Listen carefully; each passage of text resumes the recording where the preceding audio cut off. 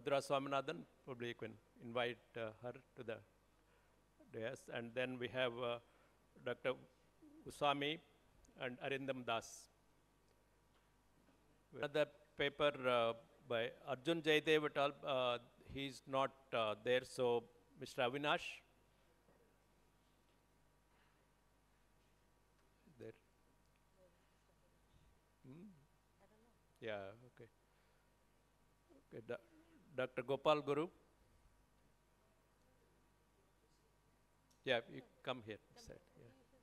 Yeah. We need one more chair. Yeah. All very good papers in this session. The poverty and living standards, trends in rural wages, and also conditions of scheduled tribes, and growth and distribution, rural growth, and then Maharashtra's changing. Good morning, everybody. And what I'm going to present is on behalf of the FAS team, Arindam Das, Sedhu, and Daya Susan Thomas. And some of these things are very familiar to all of you, so I will go through them quickly. I have to move the slides. Okay. So, 2 decades, a trend towards declining poverty, whatever the indicator that was used, whether it's income poverty or food insecurity, and that has been reversed after COVID. And whatever the parameters we look at, we find that there's a reversal globally, in Africa, in India, in many countries of the world.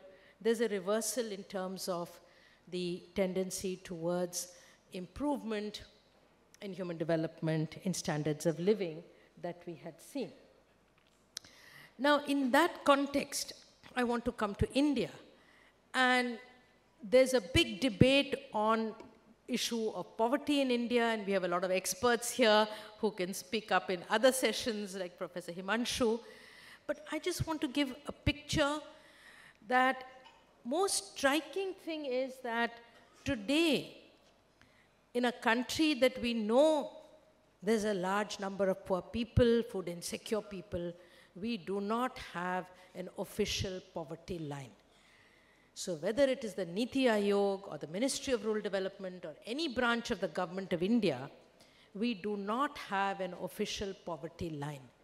And we have to rely on either World Bank said this, or somebody else said this, or some other expert. So there's no official estimate.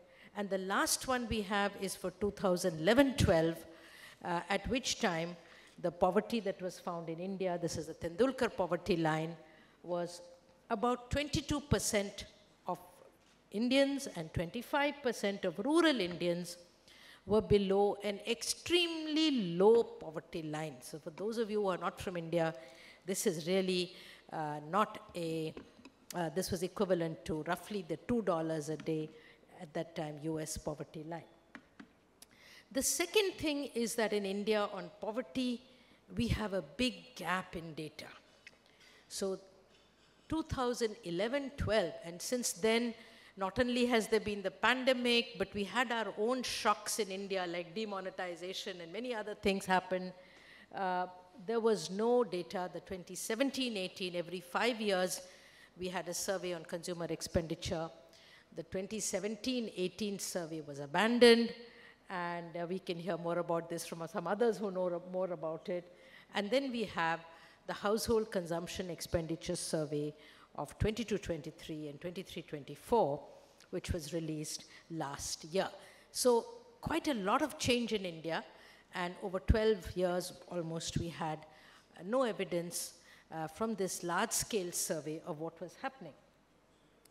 Now, using this Household Consumption Expenditure Survey, which has, I'll come to the problems with that in a minute, but you can see the range of estimates of poverty. If you only look at the first number, that is the rural headcount ratio. That is a proportion of the rural population that can be counted as poor. And the first I have given the estimate made by Himanshu, who is here, and others, using the old poverty line, because as I said, we do not have a new poverty line, 12%. C. Rangarajan and Mahendra Dev, 12%. And we have the last estimate, which is actually done by a group of young scholars who are also here, Sedhu from FAS, Rudu, and Abhinav Surya. And they are the only ones who have actually re-estimated or regenerated the poverty line for 2024. Now, we know that between 2011 and today, people's expenditure patterns are very different. Everybody has a mobile phone. There are so many changes in consumption that using an old poverty line and just updating it with a price deflator is accepted by all economists as not very accurate. And we need to have, and I think there are some others who are making efforts in this front, but as of now, the only published estimate we have is from Sedhu et al., who use the Rangarajan poverty line, but recalculate the whole poverty line using the 2024 data. I don't want to get into the technical parts here. This paper is published in the Review of Agrarian Studies, and some of these authors of these papers, one of them is on the dais, are in the audience and can answer the questions. But I want to spend a few minutes on this because the Consumer Expenditure Survey of 2022-23 and the next one are not comparable with the earlier survey. For many reasons, again, there are technical reasons, there are other experts here, but the items of expenditure are different. The naturally, consumption habits have changed. The sampling frame is different. The interview method is different, computer-based, not questionnaire-based. And most importantly, food expenditure, non-food expenditure, and durable good expenditure, big bulky items, are collected separately in 3 rounds from the same household over a 3-month period. Now, there's no doubt that this is going to give maybe better, but higher estimates of consumption than the earlier survey. So the point is that maybe it is true, when you sit with a household, 600 items, you're not going to, after 2-3 hours, they are fed up. So the method may be better, but there's no comparable subsample for us to see what is the extent to which consumption estimate from this survey is different from the old survey. And so I'd like to say that comparing over time is really, unless we make adjustments, is a real problem, but it's a very serious problem with global implications, and I'm going to come to that in a minute. I'm going to turn to now what an indicator which I think is very important and is being widely used now to understand poverty in the context of food security, and that is the cost of a healthy diet. So from 2022 or 23, the FAO has been publishing a report called The State of Food Insecurity, where every year they calculate the cost of a healthy diet that is not just cereals, as we heard yesterday, but micro, macronutrients from different food groups. So it's not the lowest expenditure to meet your minimum requirements, but to meet your food requirements by eating fruits, vegetables, cereals, fish, different food items. Now, the cost of a healthy diet, the first report said it's about $3 a day. Now it says it's about $4 a day using purchasing power parity.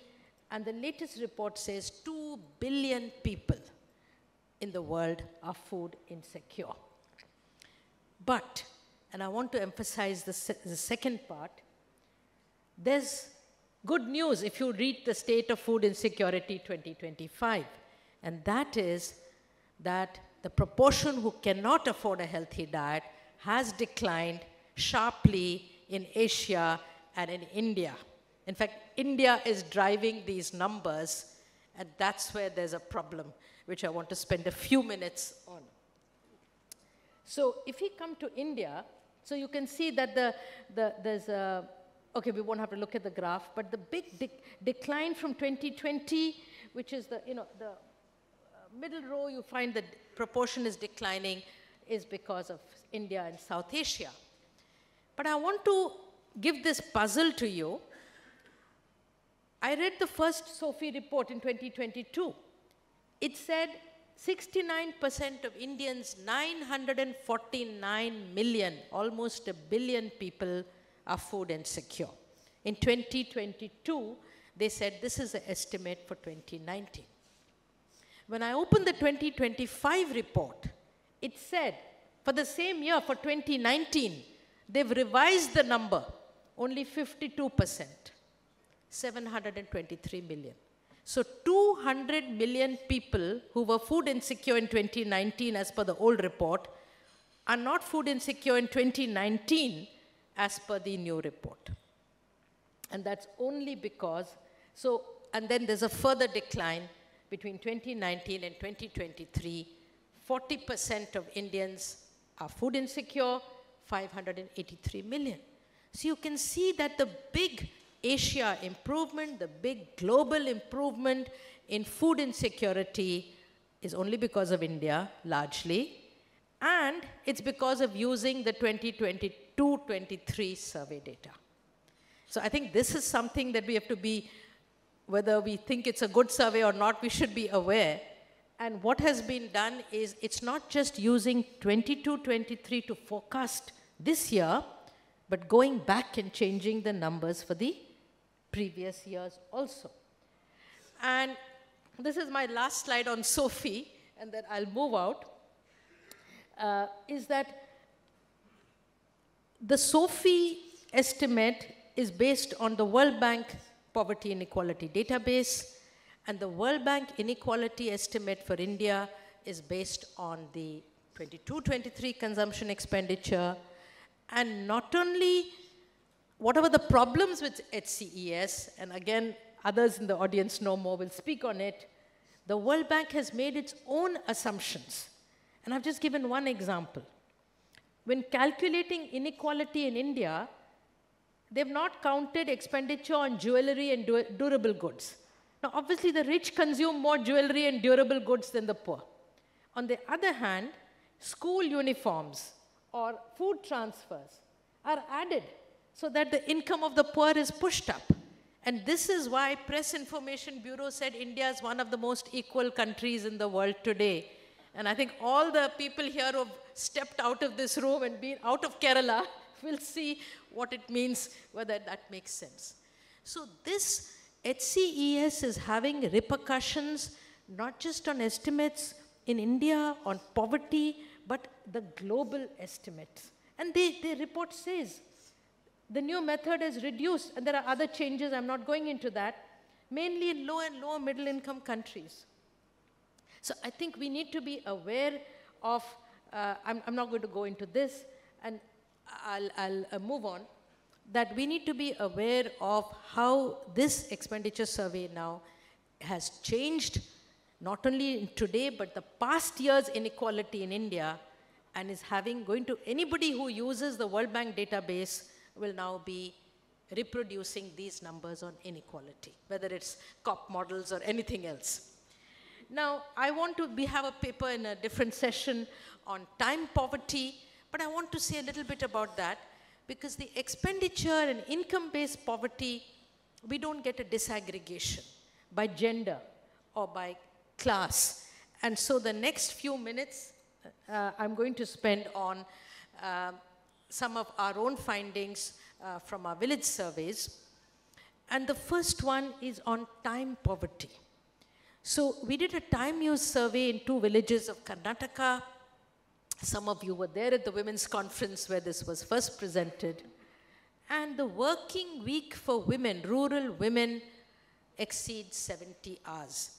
Now the working week here includes hours spent in economic activity, in the field crops, sericulture, livestock rearing, fisheries, but also in care work.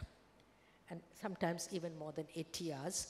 And we find that Soham and Nancy show that even with the national time use survey data, which they've used for a paper they'll be presenting in this conference, adult rural women spend 10 hours a day. So that's 70 hours a week. So worldwide, From 40 hours, we're talking about reducing working hours and having more leisure time for working class. And in India, rural women are spending 70, 80 hours a week in different, and this is often physical labor and, the manual drudgerous labor. Now, very briefly, I have 5 minutes. So rural wages, we are going to hear about it from our next two speakers. And it was also mentioned in the morning by Ramachandran. We had, if you look at this graph, from about 2006 to 2014, 13, 14, we had rural wage growth. And a large part of this was because of the National Rural Employment Guarantee Act, which set a floor minimum wage and also provided employment. And now that has plateaued out. If you look at the last 3 years, 2021 to 24, in sowing, transplanting, weeding, male wages grew by 0.2% per annum. This means like a few rupees, 5 rupees change, 0.8%. And non-agricultural, is about the same for men, slightly better for women. I'm not going into more on that.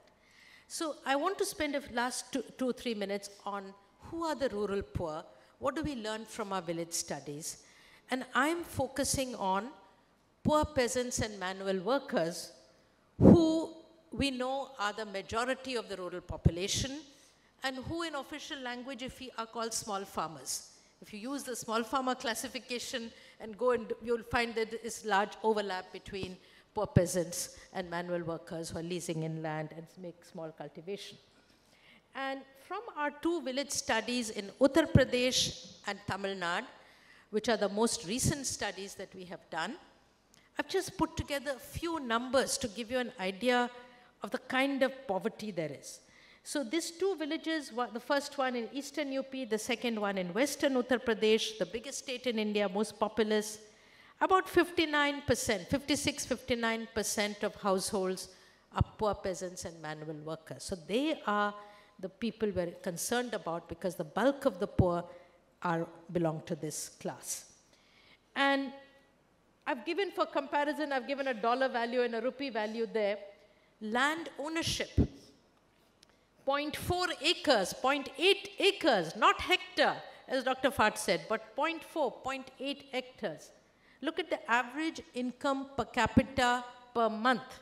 Monthly per capita income in rupees, less than 3,000 rupees a month.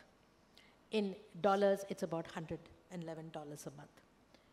Percentage of households, again, we'll have a paper on this, on the housing conditions, who have using their toilet. It's not 100%, 60% in one village, 85. I'm a little worried about that number.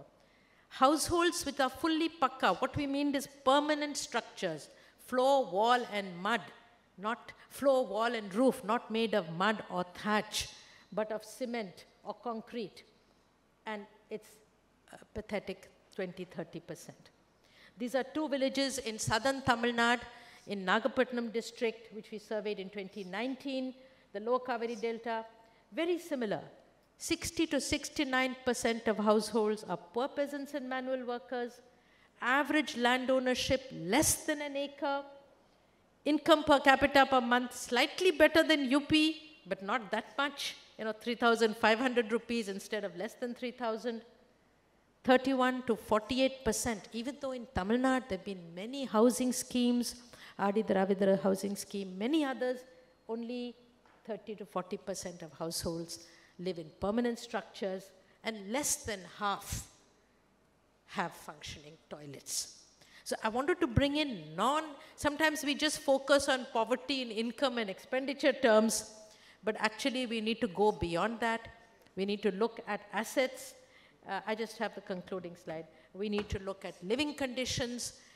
And the previous speakers were talking about these classes, but I think, and they knew and they assumed that the material conditions of poor peasants and manual workers in most parts of India are very, very distressing.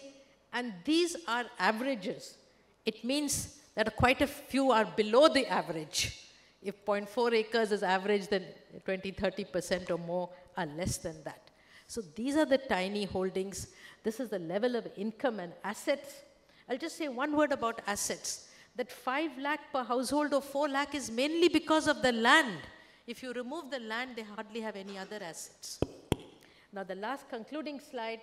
So I think I've already made these points, that poverty and deprivation remain very high, and they're acute among poor peasant and manual worker households. In the paper on the website, we have got scheduled caste households also, because there's a big overlap between these groups. But there are pathways out of this. We are in a state which has shown that it's possible. We hope to hear from other experiences during the conference. Thank you very much.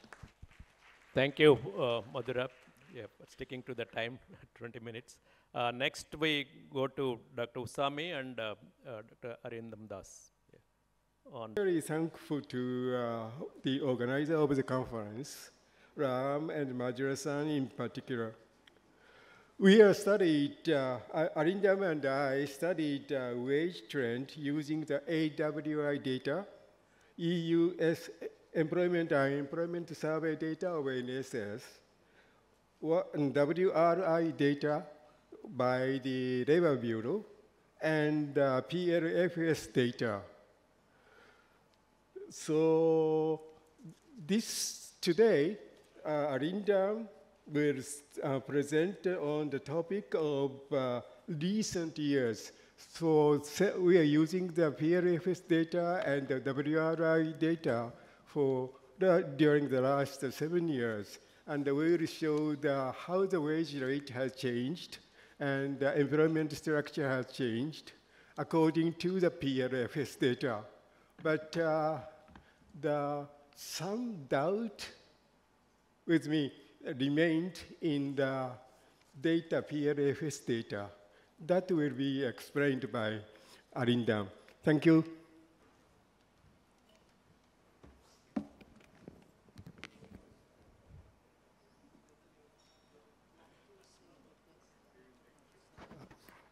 Good morning.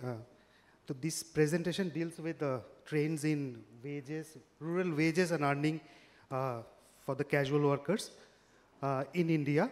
So for this presentation, what we have used 2 databases, wage rates in rural India of the Labor Bureau and periodic labor force survey data of the National Sample Survey Organization from 2017-18 to 23-24. Now, there has been a debates on the rural wages over the last few years, and results shows that there has been a stagnation in rural wages over the last decades.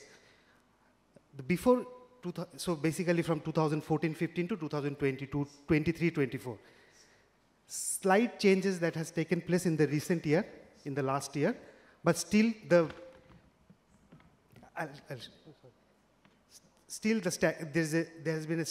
the real wage growth roughly about less than 1% for all operations in rural India, agriculture and non-agricultural occupation. There has been a discussion, debate. So paper by John Reyes, paper by me and Professor Usami, published in Review of Agrarian Studies, shows that the real wages has been stagnant and the growth rate is roughly about 1% in the last 10 years or 11 years. But if you compare growth rates in the previous, like from 2007 to 2014, started roughly about 2004, 5, 6, and then continued till 2014, 15, and it shows that the growth rate of rural wages was roughly about 7% per annum. And if you take the data from 1950s onward, this was the highest growth rate that we have observed in rural wages. And there are different factors responsible for that. One of the factors what Professor Madhura Swaminthan mentioned is National Rural Employment Guarantee Acts. But this is not the end. Like, there are others who claim that rural wages increased in the last few years. So that, therefore, this divergence discussion is our objective of our study. So for this, we have used data from 2017-18 to 2023-24 because PLFS data is available from 2017-18. So you can compare the wage growth from the different sources, and you can show that what is happening in the last 10 years or last 7 to 8 years in rural India. So what we have used wage rates in rural India data that is provided by a Labor Bureau, and this is a wage rate database. The NSS investigator collects from selected villages for few operations and occupations from selected respondent, so 1 or 2 respondents from the selected villages, and they provide the wage rates at the village level and then compiled at the state level. So it's a wage rates data. But then the PLFS is different from the WRI data. PLFS is the wage earnings data collected from the workers at very disaggregate levels with the employment data. Now, if you look at the trends in the last 7 years or so, and if you compare with the two databases, PLFS and WRI, what we can see the trends in rural wages from 17 to 1920 more or less same. 1920 there's a decline because of COVID, but what after 2020-21 or 2021 is basically PLFS showing there is a sharp rise in the rural wages. And it continued for 1920, 2021, and 21-22. But in WRI data, it's showing that real wages remain stagnant from 17 to 23-24. There is no changes. If we look at the growth rates, we have calculated growth rate for the different time periods from 1780 to 23-24. What it shows that the real wages grew using PLFS data more than 5% between 1920 to 21 for the male workers. For the between 2021 and 21-22, it increased by 8%. So therefore, there is an overall difference in the growth rates from the PLFS and WRI data. Shows that PLFS is growing very fast, like about 3% per annum, whereas the WRI data is showing that the growth rate is some cases negative or it's less than 1% per annum. Statewide analysis is very important here. What we have observed that some states, the real wages recovered early, just after post-pandemic periods. 1920, for example, for male workers, UP increased, the real wages increased from 2019 to 2021, but other states, the growth delayed, started from 2021 to 21-22. If you look at the pattern of the trends, some states like Bihar, for agriculture sector particularly, Bihar, Assam, Gujarat, West Bengal, Uttar Pradesh, the growth rate of real wages between 2021 and 21-22 increased more than 10%, some cases 19%, 17%, like in Uttar Pradesh, increased by 17%. WRI showing there's no changes, growth pattern, hardly there is changes in the between 2021 and 21-22. In construction work, the growth rate, the changes in the wage rates delayed than the agricultural wages. It's increased from 2021 to 21-22, but the pattern shows that some states like in Assam, then Odisha, Punjab, Rajasthan, Tamil Nadu, these states between 2021 and 21-22 increased sharply. Our question is why the wage, this different patterns has been observed between these two databases. Because PLFS data gives employment, provides employment data, so what we have done, we have looked at the changes in employment pattern using periodic labor force data for last 7 years. So what we have observed from the employment structure in the female employment from 17-18 to 23-24 increased sharply. The WPR was around 23.6% in 17-18, increased to 46% in 23-24. This has been discussed and debated in the recent year. The main reason for rise in the female employment is largely due to the self-employment in agriculture, and many of recently it has been discussed that this is basically a distress-driven employment. But if you look at the recent NSS instruction, they shows that this increase in females labor force participation, workforce participation rates was largely due to the changes in the reclassification of the workers. Earlier, in US data, they were used to classify them as a kitchen garden minor special activities. Now they have been considered as a workers. So that is why the female employment has increased in the last 7 years or so. But this is not an increase in the demand for labor, but it is basically changes in the reclassification of work. Because we are looking at the changes in wages for the casual workers, what we have looked at is the changes in employment for the casual workers over the last 7 years. Now, what PLFS data is showing, there is a rapid changes in the, or shift from the agricultural casual employment to the non-agricultural, particularly non-agricultural employment. So there's a shift from agriculture to construction sectors. The number of casual workers increased in construction sector, increased from 24 millions to 35 millions in the last 7 years. In agriculture, it has declined from, for male workers, it declined from 23 millions to 18 millions. So the, in net, the agricultural employment declined by around 5 million. In other words, construction's employment increased by roughly about 11 millions. So there is a gap between shift from agricultural employment to construction's employment. So the shift is not totally from agricultural employment to the construction employment. If we look at the shift of casual workers' employment in other sectors like service and manufacturing sectors, there is no changes. Therefore, the question is from where the net gain from in construction workers is coming from.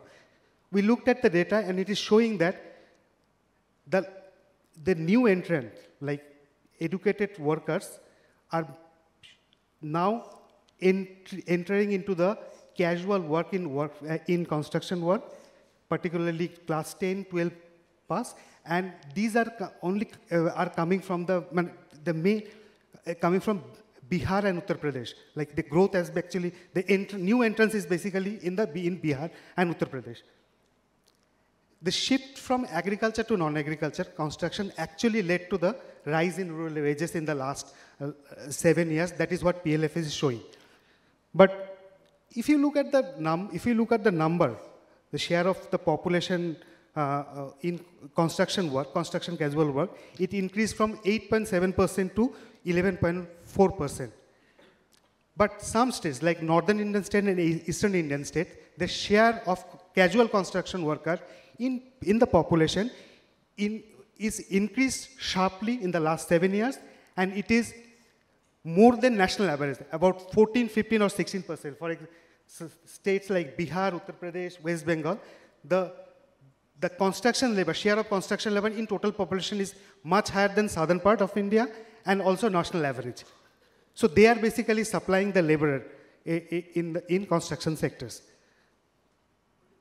Now the important findings from PLFS data, like showing that there is a shift from agriculture to construction of the male casual workers, but it is also showing that the agricultural casual workers is declined in the last 7 years, but female agricultural casual workers increased in the last 7 years. And if you look at the absolute number, it actually more than suppressed the male workers. It's 20 millions now. It was, and male workers were 18 millions in 23-24. So this is in the last 50 years or so, this is the first time we observe that female workers casual workers in agriculture is more than, in absolute number, more than the casual workers, male casual workers. Okay. So why this? So first, definitely the growth in the agricultural wages and rural construction wages is basically due to the shift from agriculture to non-agricultural sectors. But is there demand for work? So for that, we have looked at the GVA data. What GVA data is showing, there is a recovery in wages, recovery in the GVA constructions, sharp recovery in GVA construction. Therefore, there is a demand for work. That is why the real wages in rural workers increased, particularly in construction and agriculture. So the preliminary analysis from the PLFS data and GSBA data shows that there's a rise in real wages in rural areas in 21 to 22 is an outcome of the change in employment structure, particularly in the construction sector. We have also observed a feminization in agricultural labor force in the last 7 years or so. The question is why there's a divergence? Because PLF is showing something different trends, whereas WRI is showing this is stagnant in the real wages. It is mainly due to the definition and concept of the wages and the workers they covered. WRI data basically collects data from local patwari, basically the key informant from the villages, and they ask only conventional wages, like what is the wage rates in the village. So therefore, it is prevailing wage rates in the village or that particular local markets. But periodic labor force survey data, it is slightly different. They collect data, not only the workers works in and around the village, but also those who are migrants, seasonal migrants. So in the last 7 years, what PLFS data is also showing, the wage growth for the urban construction casual workers increased sharply, roughly about 6 to 7% in between 2021 to 22-23. So therefore, there's a growth in, there's a demand for work in construction, demand for construction work in the urban areas that pull the construction labor in the rural areas. They work for a seasonal work. They went as a work in the urban areas, and that is reflected in the, might be reflected in the PLFS data. That is why there's a divergence, the results that we have observed. Now, I'll just skip this part. Now the question is, if the rural wages is rising and that there's a structural changes in the employment, like structural changes in the labor markets, then what will happen, what would have happened on the rural poverty? Now there are divergent results on the rural poverty in India, like in the last 7-8 years, and showing that numbers start from 6 to 7% to 23-24%. Now, if the rural wages is rising last 7 years based on the PLFS data, and there's a structural change in the labor market, poverty should decline. That is the first conclusion here. But to check this point, what we have done, we have used consumption expenditure data provided by the PLFS, and what we have estimated per capita consumption expenditure by households, and what we have observed that there is a changes in the distributional pattern and it is shifting toward the rightwards. So if that is the case, if the wages is rising, there's a structural change in the labor market, that means the workers move from low productive sector to high productive sectors, and if there's a consumption is shifting toward the rightwards, that means poverty has declined in the last 7-8 years. But this requires more, we have to need some, this is exploratory in nature analysis, we have to look more rigorously using different techniques. So this is what I...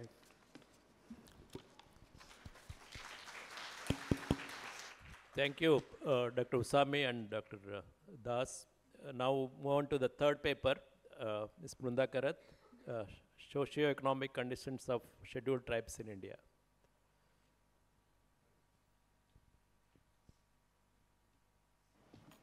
Thank you, Professor Mahendra Dev ji and fellow panelists. Actually, my paper is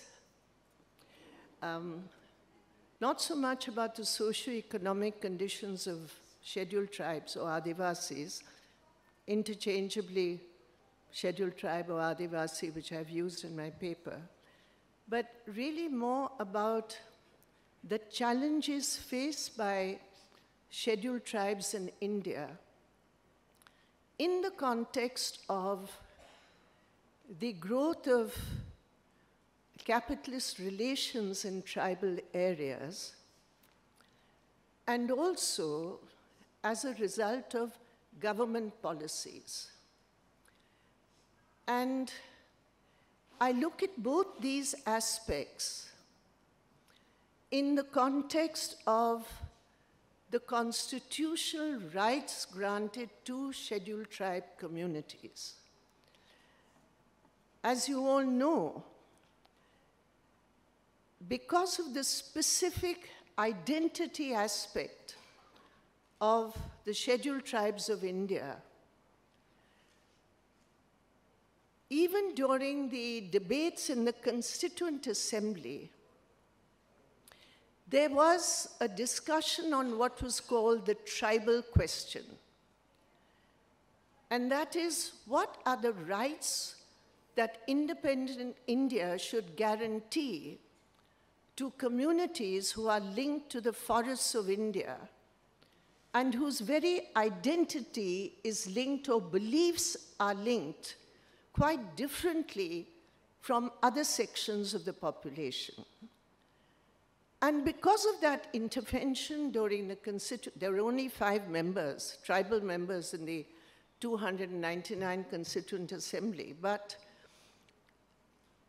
there were huge movements of tribals outside the Constituent Assembly on the issues of land, on the issues of protection of tribal land and identity, and also a parallel big movement in the whole central India on the issue of identity of tribals. And a combination of these was reflected in the Constitution of India with special provisions for tribal communities, such as the 5th schedule, such as the 6th schedule, which guarantees protection of land. You know, the British, of course, had taken over the forests of India, just in one fell sweep. Communities who owned the forests, who lived in the forests, were disempowered, dispossessed of the forests, and called encroachers. And even though in independent India, we did have the constitutional provisions, however inadequate. There was a constitutional provision, as I have said. However, the basic critical issue of forests became state property. So in a sense, legally and officially, what happened during the British period of total dispossession of property rights to forests continued in that sense in independent India. The second aspect, that the Constitution of India has provisions which apply only to a section of tribal communities. Because we are talking about protections afforded to tribals living in the 5th and 6th schedule areas, the scheduled areas. And yet today, the geographical location of different tribal communities differs, and therefore the processes of development, quote unquote, obviously would impact these communities in different ways. Those living in the forests, those living in the hills, and those living in the plain areas of India. So around 40% of tribal communities, maybe more now, have no specific constitutional protection as tribal communities, except the right to reservation in educational institutions and government jobs. Now here we are talking about, according to the 2011 census, about 8.6% of the population. I think it would be closer to 10% now. And in this population, as I said, more than half are actually living in the hills and the forested areas of India. And it is this section which I'm speaking about when I talk about challenges. So linked to land, linked to forests, the fundamental slogan of Adivasi is Jal, Jungle, Zameen, land, water, forest, which really constituted the core of Adivasi identity and Adivasi rights. So what is happening to that today? The process of capitalist expansion in tribal areas is in a sense quite different from that in other areas because it is based on the dispossession of Adivasis of land and the forcible, coercive methods of acquisition of forest land for a variety of projects, more and more now after the neoliberal framework in the private sector. So in the first years of independence, if we look at the pattern, there was huge displacement in the first 30, 40 years of independence when these projects for irrigation, power, the beginnings of mining industry in India directly affected the tribals. Now, the unfortunate thing is that there is a confusion of statistics as to how many actually were displaced. And I believe that coercive displacement goes hand in hand with the invisibility of statistics as to who and how many are displaced. So there's a huge range of statistics. In the 1990s, it was said that 60 million people were displaced, out of which 40% were Adivasis. Later on, now I've just looked at the government figures now, the Khaka committee had said, which was in 2014, they said in the last decade, 8 to 9 million Adivasis were displaced. The Khaka committee was a very important committee which looked into the status of tribals. Then more recently, in 2018, the government of India came out with a statistic that 3.18 million Adivasis have been displaced in the last so many years. So the first point is that Adivasis who have been displaced, dispossessed, there is no proper statistical picture of the numbers we are talking about. I think that itself shows the coercive nature of it. So how many have been rehabilitated? Where have they been rehabilitated? What is the compensation they have received? There is a blanket of silence statistically on many of these aspects, which to a great extent have been broken by studies done by various Adivasi organizations on these issues. And I really wish that the FAS will turn its attention in village-level studies of some of the forest villages of India. So when we look at displacement, what is the parallel movement and the impact on Adivasis? The first thing is that the growing land alienation, now the 2011 census showed that the proportion of cultivators fell from 51.1% to 41.6% for Adivasis during the period 2001 to 2011. And for women, that was male, and for women, it fell from 42.6 to 31.3%. So that's a 10 percentage point fall of cultivation. Now, when you look at that, don't look at it in terms of, you know, the experience of peasants. Because here, the whole livelihood, the identity, everything is linked to that cultivation. And when you're wrenched away from that, it has a much wider impact. And what was the alternative?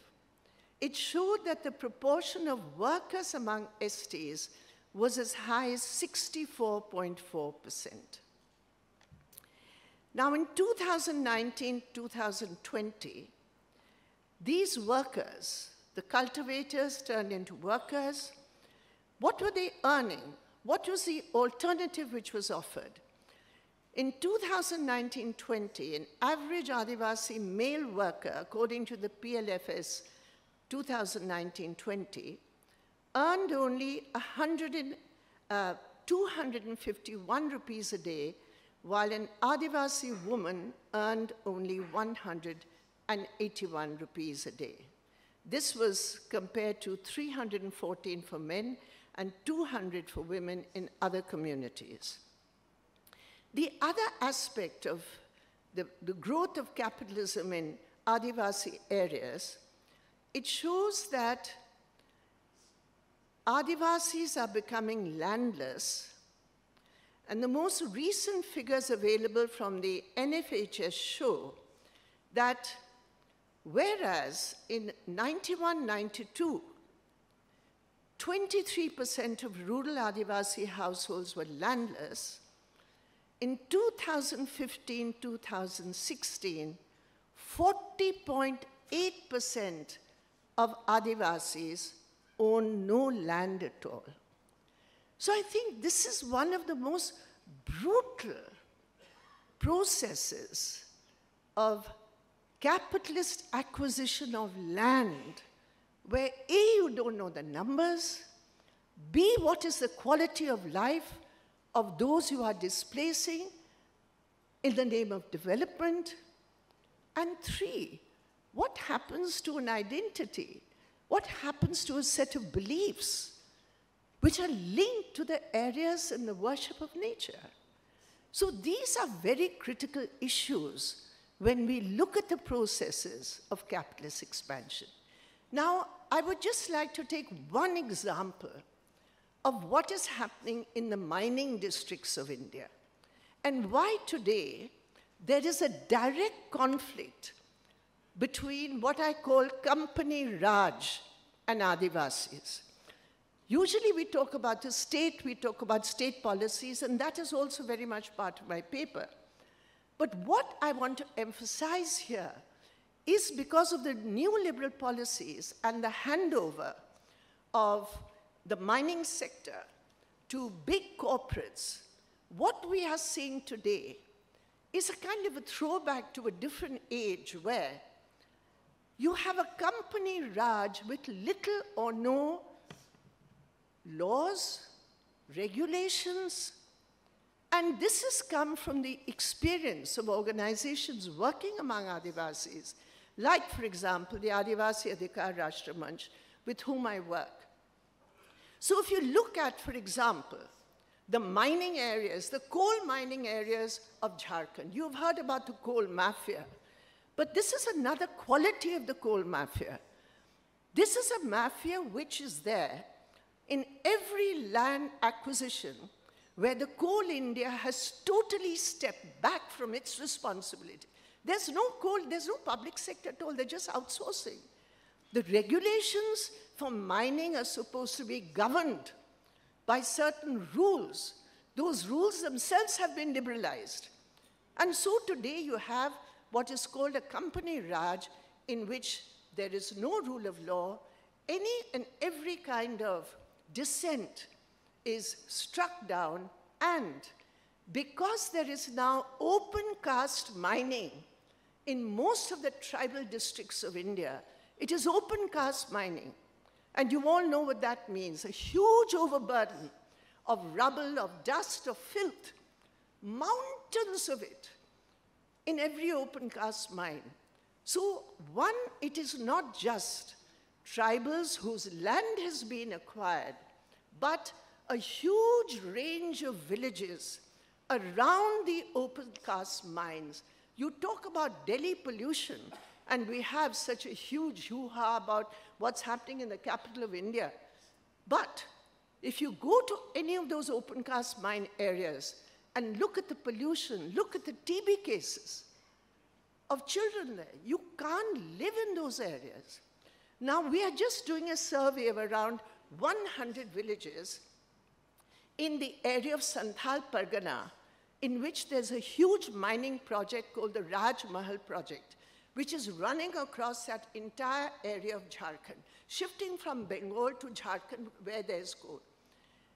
In those areas, there's displacement with no local employment.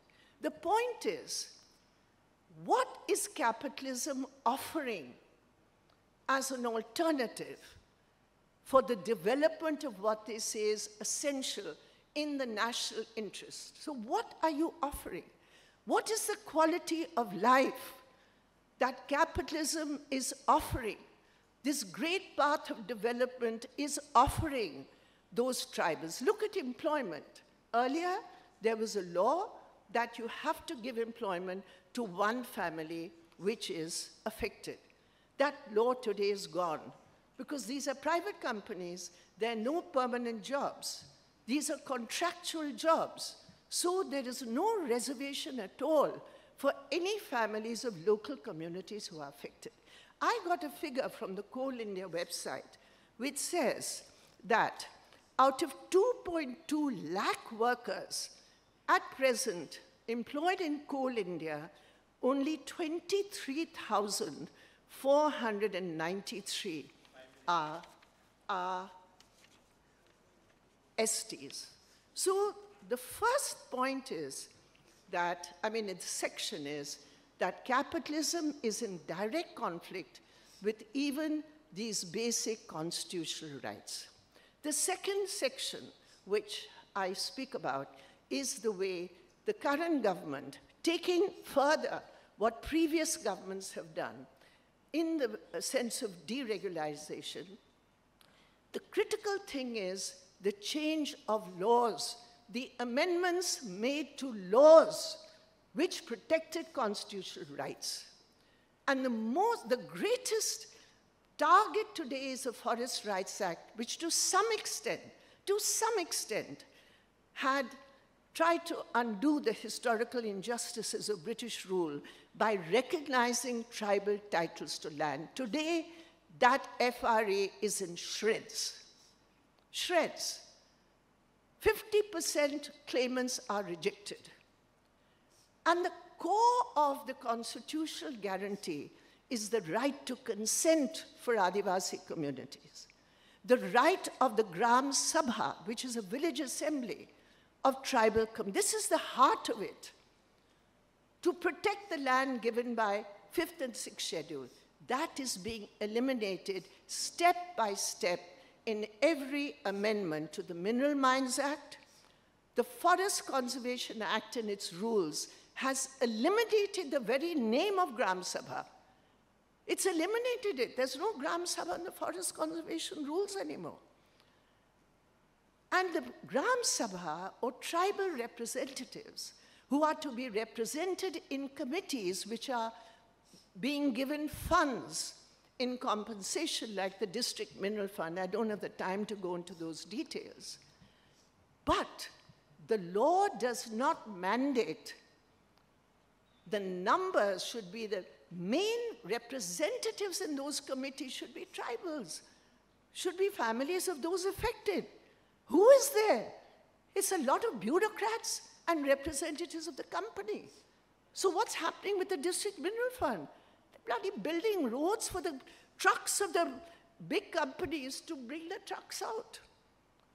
So the point is that whereas capitalism itself is undermining the Constitution, this is what is being pushed forward by the present policies of the government of India, which in a most systematic way is undoing whatever it is we achieved through the various laws in India to at least afford some protection to tribal communities. And finally, what I would like to say is that we talk about the agrarian sector, the agrarian world. As far as Adivasis are concerned, their identity being shredded as Adivasis, their work changing, they are neither cultivators, nor can you say they are developed proletariat. There's a process of proletarianization, but you cannot say that there's a developed proletariat among Adivasis. So they straddle both worlds, the agrarian world and the workers' world, as manual workers, as workers in the unorganized sector, and most of all, as migrants. Adivasi women constitute the largest social group of short-term circulatory migration. And therefore, my dear friends, those of us here who are involved in movements, organizations for agrarian change, we must see the Adivasi in this multiple way, both in the agrarian world and in the workers' world, and therefore the importance of trade unions equally to take up the issues as workers. And both these, please don't think this is identity politics. It is not. Today, the state is destroying the identity of Adivasis. So in defending them as Kisans, as defending them as workers, we also defend them as Adivasis. Thank you very much. Thank you, Ms. Brinda Karat, for important topic on Adivasis. Now we move to the next paper by... So, good afternoon, everyone. Rural Growth and Distribution, two narratives from PLFS 2017-2023. So, basically, what are the narratives we are talking about here? So, this particular exercise or paper, it had its genesis in the following puzzle or challenge. So when we were looking at the literature for this paper, we realized that basically papers could be broadly classified into two groups. One group sort of emphasized weak or stagnant real wages, sort of precarity in the job situation, informalization, gender exclusion, and regionally uneven outcomes, okay? So the outcome was quite pessimistic. At the same time, we had another set of papers which sort of focused more on the opportunity narrative, which sort of provided a more positive outlook, and they were looking at, the rising female labor participation rate, non-farm diversification, and household income gains, and so on and so forth, okay? So both set of papers, they were painting a completely different picture, starkly different picture. And the funny thing was that both set of papers, they were based on the similar data sources, okay? So how could both narratives be correct? And how to reconcile both narratives, and which set of narrative is much more realistic, much more plausible, much more closer to the reality, given other evidence. That is what we sort of tried to investigate, and that is where this paper came about. So without creating much of mystery, here is the basic finding. So the basic finding is that when we look at the PLF's data set, then there are two striking patterns. The first one is when we look at the individual real wages, then they show some kind of stagnation over the entire decade, okay? So when we look at the real wages, but when we look at the same picture from the household point of view, when we try to calculate the household per capita income, then it shows rising and even progressive shift, okay? So the household at the bottom, they are showing slightly higher income growth rate, okay? So the central question is, how can per capita household income rise materially while wages remain subdued? And the central claim of this paper is that there has been some kind of household composition and labor supply shift, more earners per household, and there has been some shift from, the regular wage employment to self-employment that accounts for much of the divergence, okay? And then I am going to talk about why, there is supporting evidence that sort of weighs on this question, and why this distress narrative is much more closer to reality. But first, let us have a look at the data. So basically what we did, we took the PLF's data set and we constructed a wage series. So this wage series is basically, it is sum of 3 different income sources. So basically we have different types of workers. We have, the irregular salaried workers, we have casual workers, and we have self-employed. And basically we have wage earnings for the casual workers, we have salaries for the regular employed people, and then we have the earnings for the self-employed people. Basically, we aggregated, we summed over all the variables, and then we constructed this series. And secondly, in order to find the real earnings, real wages, we deflated using the CPI data, and we deflated it to 2011 January base. And here is the finding. So basically, the median income, it grew by around 4.92%. Okay, the annual growth rate, it is the nominal.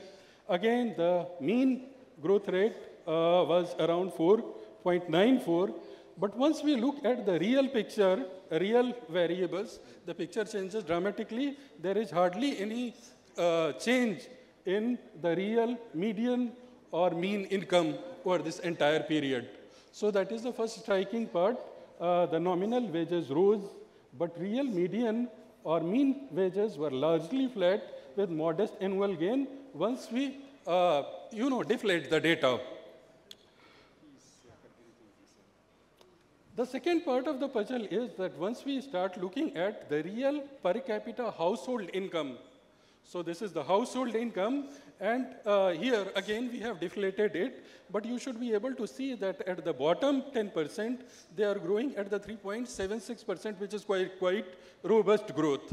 Again, the Q2, it is growing at 3.69%. Once again, it is quite robust. So what exactly is going on here? In order to do that, we did an arithmetical decomposition. So basically, this is a very simple accounting identity. So we have started with the real income, and it is just earning divided by the total number of people. And then basically, we can take a logarithm of this expression, and we can take the difference, we can differentiate it. So we are going to get all the figures in percentage terms, okay? So basically what we have done here, we have shown that growth in household per capita income, it can come from 3 different sources. So rising average wage per earner, number 2, more earners per household, and third, smaller household size, okay? And basically the central claim is that the first and third part, their growth is virtually flat. So all the growth in per capita income, it is coming from just one source, that is more earners per household, okay? So the basic result is that one is negligible. There is a modest real growth per capita terms, but the second part, there are more earners in per household, in every household, and the household size in rural areas, it has more or less remained constant. It has, there has not been much change here. Okay, so basically share of rural household members who are earners. So this is the share of household members who are earning, okay? And one difference is, somehow there is a big difference between, there are 2 figures here, those earning strictly positive amount and those earning strictly non-negative amount, okay? What is happening is that in PLF's data set, some people are categorized as earners, okay? And even in earners, there is a substantial number who are earning 0, who are reporting 0. How exactly it is happening, we have no idea, but basically what we have done, we have just presented both figures here so that you can pick and choose. You can look at the reality from both variables. So if you look here, basically, the share of those earnings, I am taking the left column as much more accurate, much more reflective of reality, then the share of those earning, it is increasing from 35% to 39%, okay? So it is quite substantial change, okay? So basically this change, I think, it is much more, it is sufficient to account for the central puzzle that I outlined at the beginning. Now, what about the so-called progressive change? Why, you know, if you are looking at the household income, why the growth seems to be high at the lowest, at the bottom? This is reflective of the fact that there is some kind of compositional change from regular and casual worker towards self-employed. Okay, so if you look at, you know,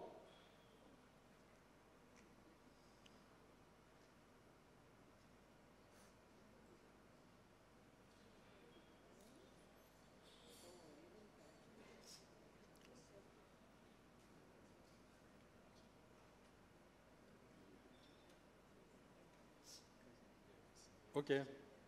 So as you can see, the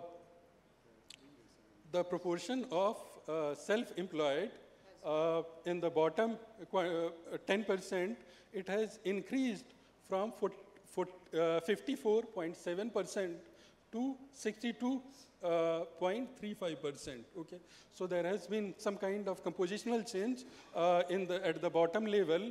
So basically, self-employment has increased, okay, and the casual workers, they have gone down, okay, and similarly, the regular salaried, they have gone down as well.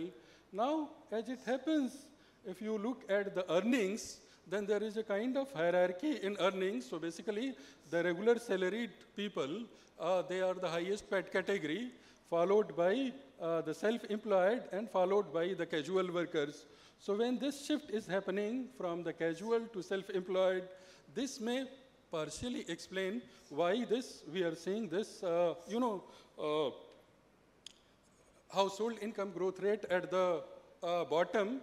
I say it may possibly explain, we cannot definitely pin it down because our data source, which is PLFS, it is not a true panel data, it is basically a repeated cross-section data.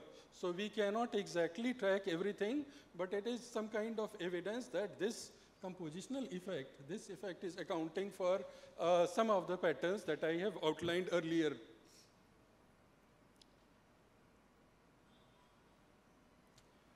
So, so far, I tried to explain the puzzle, and then why two narratives, both are sort of consistent, both are sort of supported by the data we have.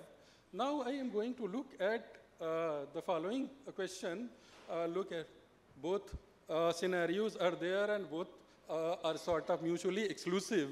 So only one set of scenario, it is more likely to be accurate, it is more likely to be correct. So why this distress story? It is much more likely. This is something I am going to talk about. So the decomposition, it explains the arithmetic. More earners and occupational shifts can raise household incomes even with stagnant wages. So basically, when you have a number of people in your household, when the number of earners increases, even though the earning per individual remains same, the household earning may go up. This is what we have showed. But the evidence weighs towards distress because there are, 4 or 5 things we figured out when we are looking at data. We cannot document here everything. But the first thing is that percentage gains at the bottom coexist with large absolute rupee gaps, okay? So basically what is happening is that, let us say that I am starting at 100 rupee, okay? And I am getting 100% increase, okay? Now my absolute increase has been around 100 rupees, okay? I am starting at 1 lakh rupees. I am increasing by 1%, okay?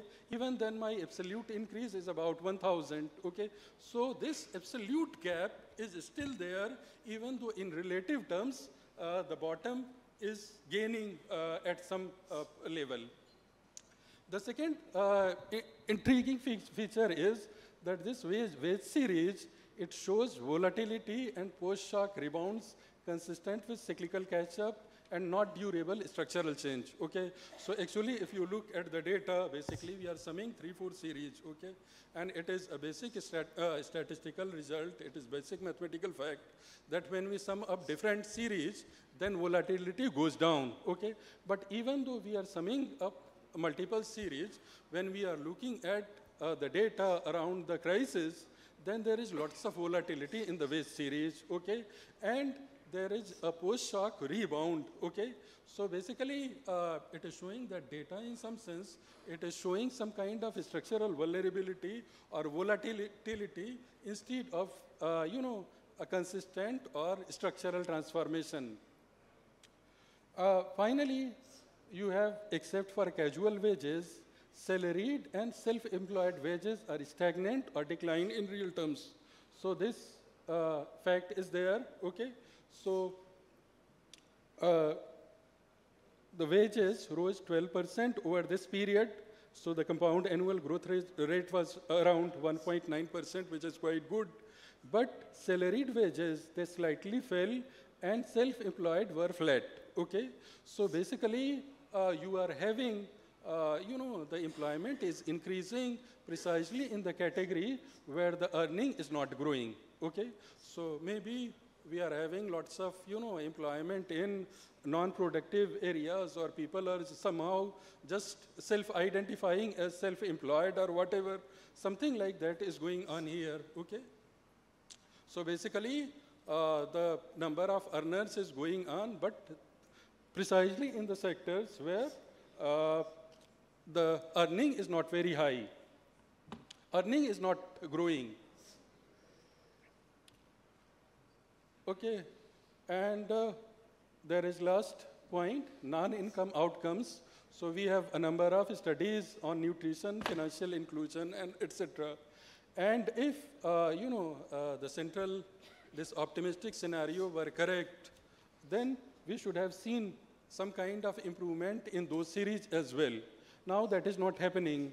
So, so basically, the broad takeaway is that the compositional gain that we are seeing in terms of the household income, they seem some kind of non-robust or fragile or potentially temporary. It is possible that this increase in self-employment or the reported self-employment, which is accounting for much of this optimistic scenario, I mean, statistically how accurate it is something we will have to figure out.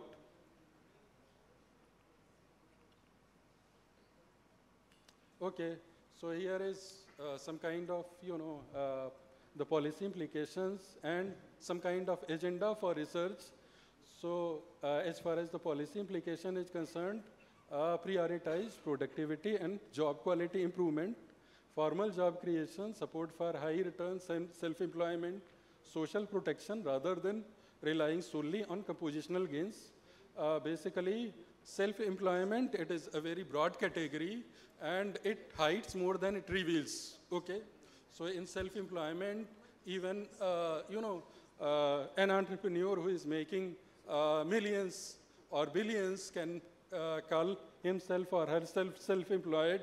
At the same time, someone who has opened a small shop, they can also call themselves self-employed. So the important part is that we should go for higher return self-employment and the formal job creation, looking solely at the compositional gains. It may not be sustainable, it may not be very robust.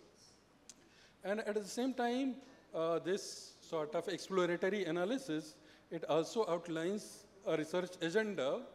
So we need to do more panel or quasi-panel work to distinguish permanent versus transitory changes. So how, so the changes which are happening, whether they are permanent, whether they are holding or not, we have to measure the quality of self-employment.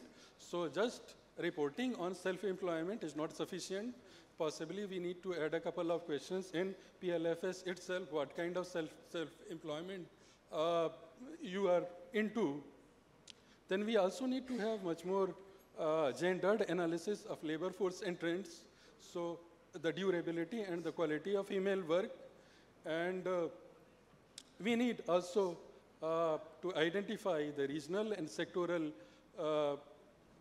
patterns in order to locate the structural transformation pockets. And finally, we have to link incomes to the ultimate variables that matter for the welfare, like nutrition, health, and social protection, etc. So unless we have some kind of consistency between the multiple data sets, we should be much more cautious. We should be much more careful about interpreting the numbers in a more optimistic way. This is the broad takeaway from our research. Thank you very much. Thank you, Avinash. Now we have the last paper by Dr. Gopal Guru, Maharashtra's Changing Agrarian Scenario and Widening Inequality.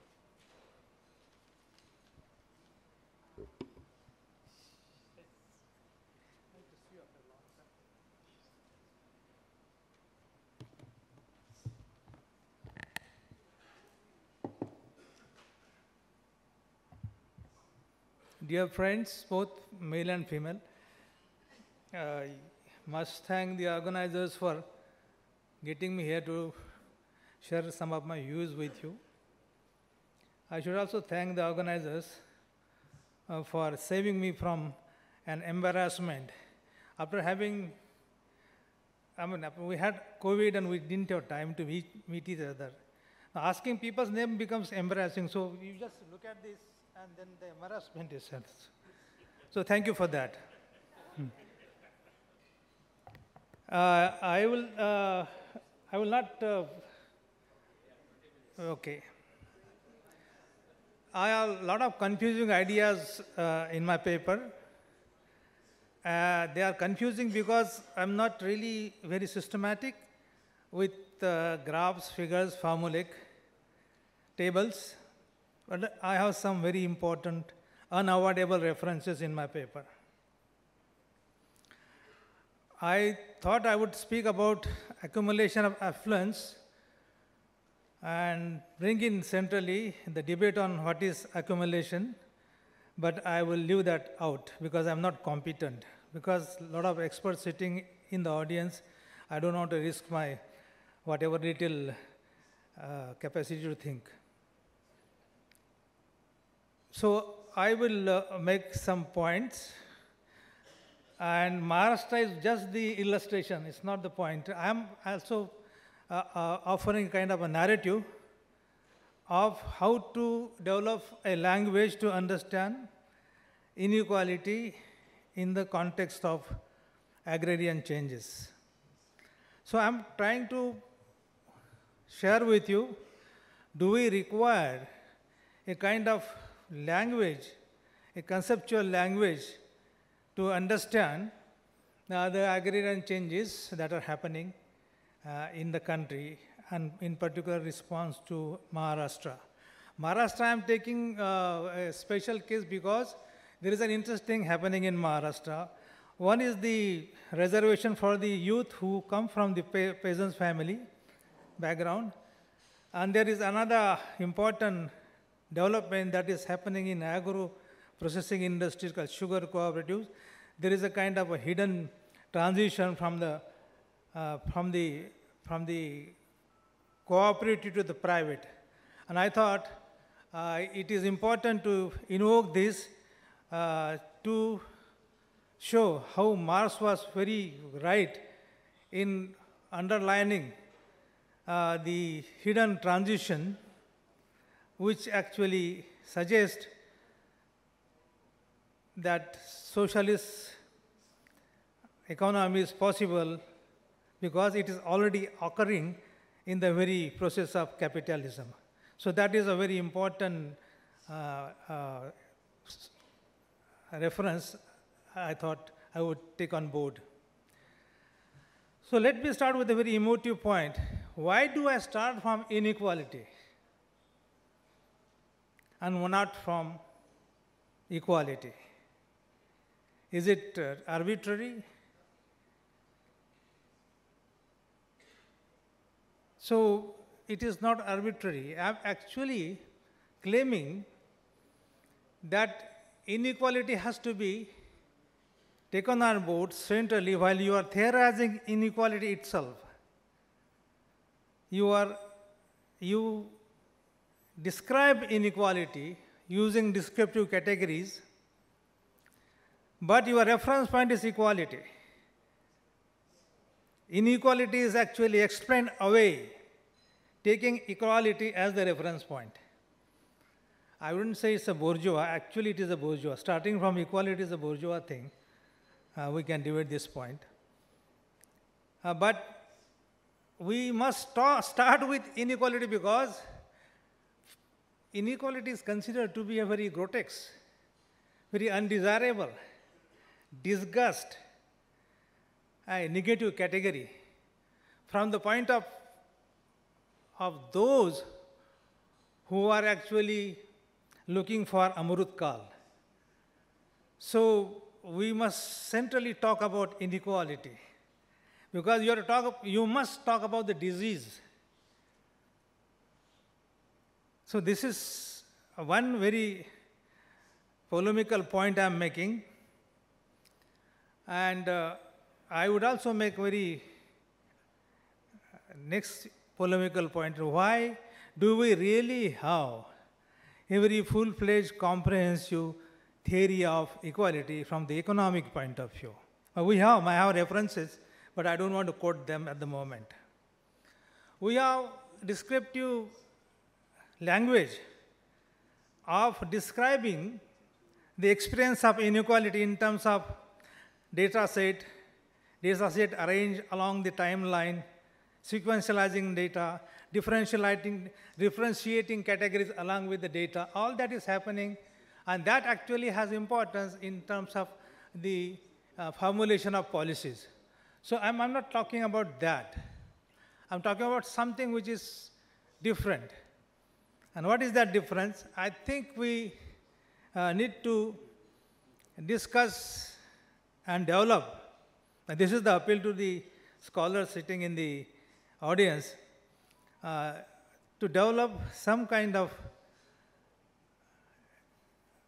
language, terminology, concepts, conceptual elements that can go into constituting the very metaphysics of inequality. Now, what is inequality, therefore? It's a definitional. I mean, I don't need to give definition. It will be very unfair on my part to offer definition. The lead is already given by the struggle. Actually, inequality is a struggle concept. The lead is given by the struggle of the peasants, the long march of Kisan Sabha from Nasik to Mumbai. This is the concept which is given to us by the struggle of the people. It's a struggle concept. And they only give you new ideas to modify your textualized understanding of inequality. So I think I'm just trying to build on to the lead that is given by the movements. And therefore, I think what they do is to make a claim, anyay. In Bangla, it's anyay, isn't it? You start with anyay yourself. You go to the police station, what is your first expression? Your first expression is anyay, inequality, abhav, anyay, atyachar. You start necessarily with the language which is very close to your experience. So it is an experience near concept. And that comes as a first expression to you to take on. And therefore, inequality is a claim that I am deprived of this, I am dispossessed, and therefore I want to rectify it. So the first expression is inequality, injustice, and all those negative terminology that comes to the forehead of women, Dalit, Adivasi, all those people who are caught into the historical questions of inequality. So therefore I think inequality is a claim. And that claim is not an arbitrary claim. This claim has to be justified on the basis of unfairness. You have been unfair, the government has been unfair, the capitalists have been unfair, not paying me the compensation which was promised in the contract between the insurance company and the peasant. So that's the justification, that my area is underdeveloped as compared to the area that is more developed. So comparison becomes an element to define inequality. So justifications comes from the ability to compare with others. So we have this example from Maharashtra. 1974, there was a big agitation, Marathwada Vikas Andolan, Marathwada development agitations in 1974, because it was backward in terms of all the indexes. So the peasants of this region had a very wide notions of inequality, not individual inequality. So that comparison was done in terms of Western Maharashtra, Southern Maharashtra, just as Sharad Joshi had another binary between India and Bharat, but I don't want to deal with that at the moment.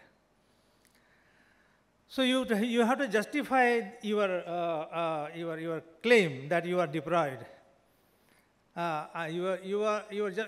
Your claim is justified because the state has failed in keeping its promise.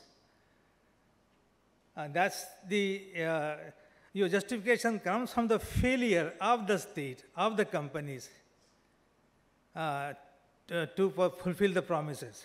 And we have the season of betrayal for the last so many years.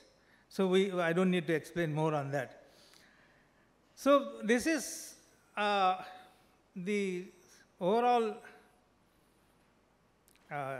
defining contours of inequality. I'll come back to that 5 elements a little later, but let me quickly deal with what are the spheres of inequality. Of course, technology one sphere, and therefore I think in technology we can always find inequality not in terms of distribution of resources, but in terms of laying down the very technology in agriculture. And it will be very interesting to see how caste actually manipulates the very laying down of technology. So inequality is a paradigmatic concept. It goes everywhere.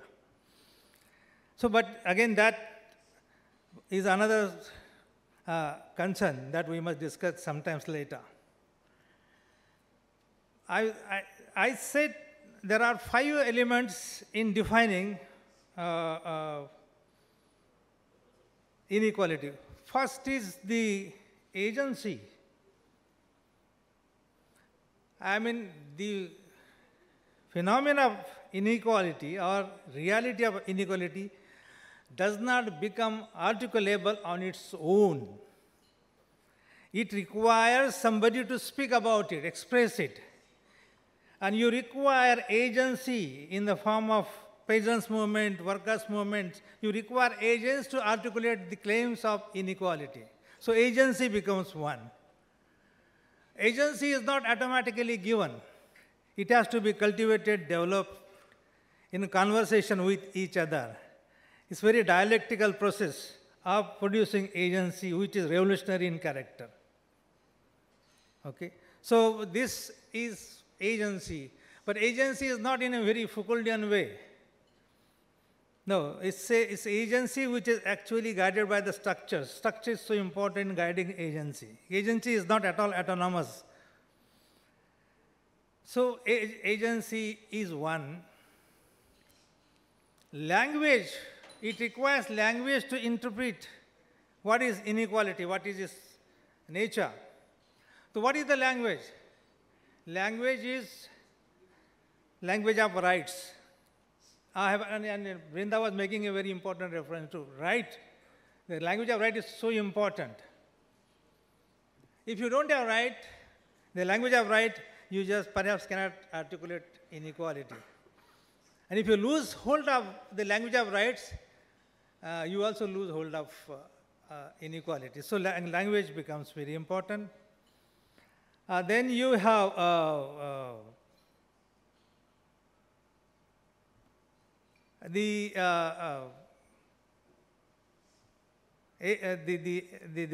the adversary to speak, to express this language. And your adversary is capitalist structure anyway. That includes state. Actually, state and governments, these are two different things if you use Marxist terminology, no Marxist method of understanding.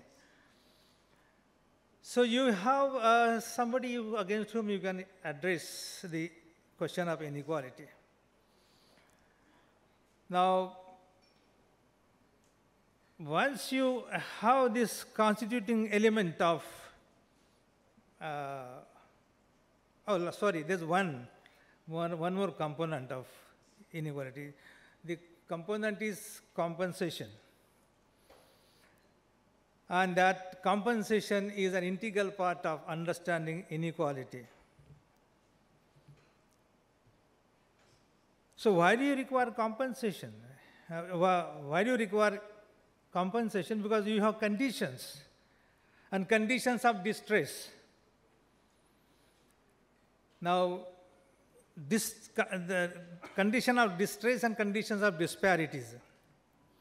Now, condition of disparity is qualitatively different from distress. I mean, this is important because we're talking about farmer suicide, distress migration. You must actually understand what is the internal life of this concept. 5 minutes, okay, I'll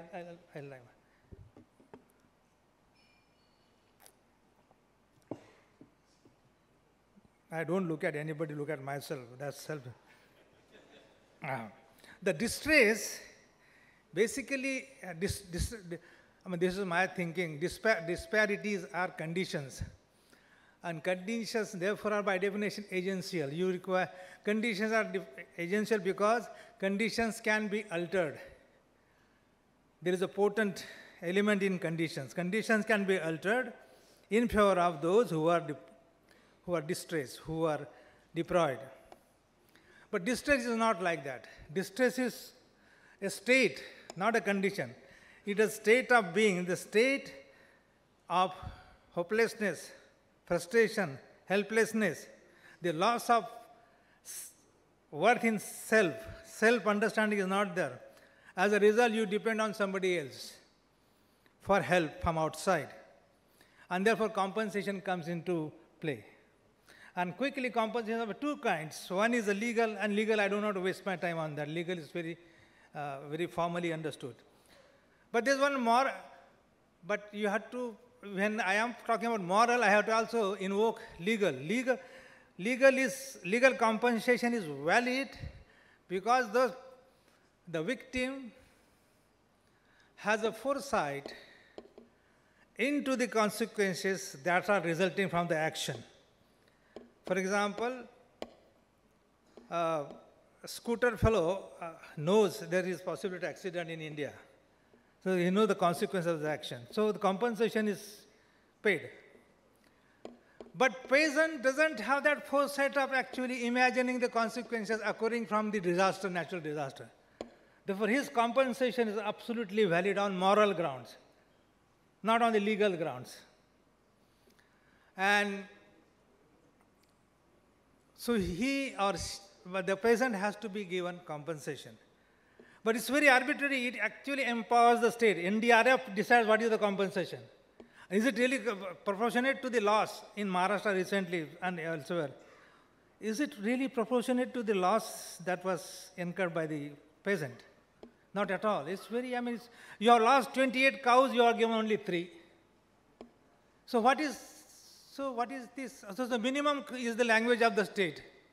Labharti is the language of the state.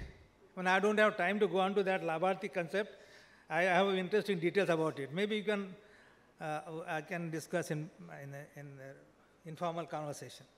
So it is this moral, and moral, as Brinda again has said, Moral itself is coercion. I mean, austies and tribals and Adivasi, they should really give up their possession on land in the interest of the larger good. But they don't want to. But they are forced to be moral, and that morality becomes coercion. So I think these are very important issues that we must keep in mind while we discuss. Therefore, I think while we are doing research on economics, I think this angle has to be kept in mind. This is not for your own satisfaction, but actually you can enrich the understanding of our own thinking and movement. Thank you so much.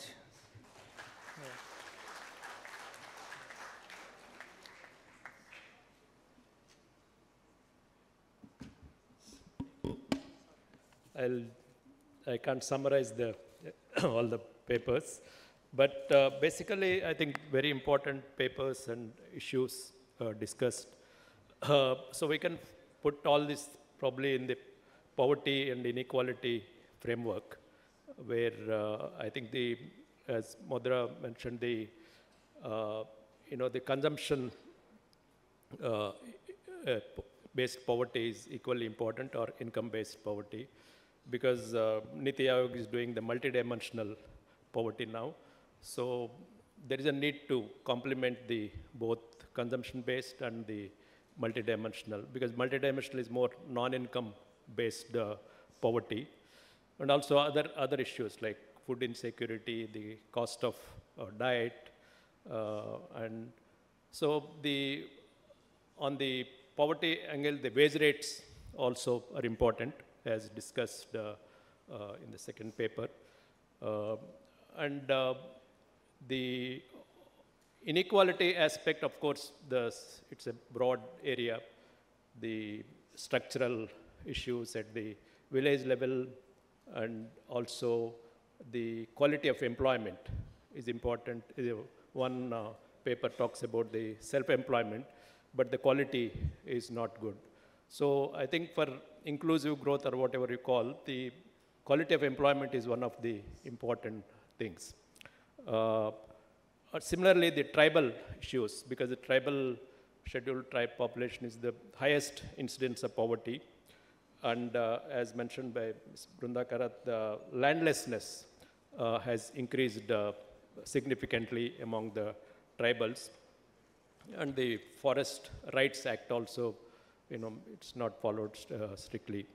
So I think these are the issues for, particularly younger scholars should discuss much more on the poverty and inequality issues.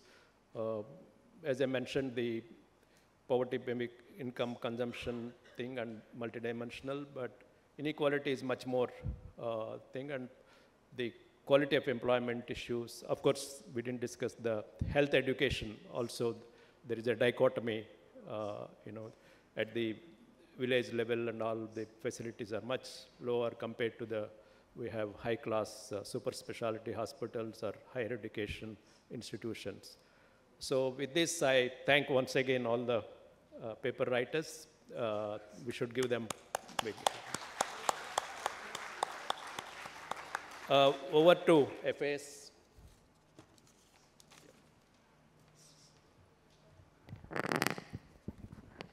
Thank you, everyone. So we have a few announcements for you. Announcement 1, there has been some changes in the schedule, and we have already mailed them to you last night. Please be mindful of those changes. They may be few, but significant. For example, Dr. Ademola A. Adenle will be speaking in the third plenary scheduled tomorrow here in Virenium Hall at 900 hours. He will be speaking on understanding the challenge of food systems in Africa and what role can innovation play.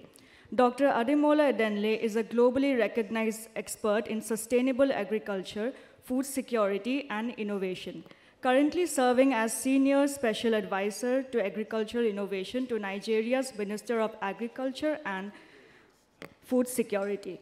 Professor R. Nagraj will be speaking in session 4C tomorrow. So please be mindful of these changes. Special request to chairs, discussants, and the concerned speakers to mark the change. Announcement 2, there was no time for question and answers, but you'll get ample amount of time in the parallel sessions. The plenary sessions are designed as such, so please make use of the time during tea and lunch break to discuss with the speakers. Announcement 3, please collect your souvenirs from the desk on your left. It's near the bookstall. Announcement 4, after the session, we will be taking a group photograph, so requesting everyone to please assemble at the lobby. After the group photo, we will head towards the hall for lunch. Last announcement, there are 3 sessions after lunch in different halls, so please pay attention to the schedule. Thank you.